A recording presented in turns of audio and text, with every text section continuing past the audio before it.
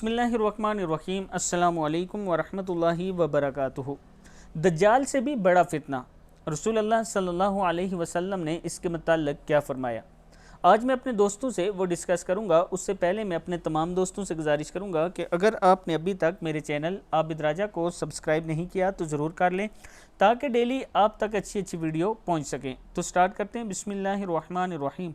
रसूल अल्लाह सल्लल्लाहु अलैहि वसल्लम ने फरमाया, क्या मैं तुम्हें ऐसे फितने के मुतालिक आगाह न करूं जिसका मुझे तुम पर फितना दज्जाल से भी ज़्यादा ख़दशा है। सहाबा ने अर्ज़ की, क्यों नहीं। तो आप सल्लल्लाहु अलैहि वसल्लम ने फरमाया, ये रियाकारी है कि आदमी नमाज के लिए खड़ा होता है और वो महसूस करता है कि कोई उसे देख रहा है, तो वह अपनी नमाज को बड़ा बनवा संवार कर पढ़ता है, यानी बड़े अच्छे तरीके से पढ़ने लगता है। यानी अगर आदमी ये समझे नमाज में कि कोई मुझे देख रहा है और वो बड़े अच्छे तरीके से नमाज़ पढ़ना शुरू हो जाए और अकड़ अकड़ कर नमाज़ पढ़े, तो उसके लिए यह हदीस है कि ये फितना है।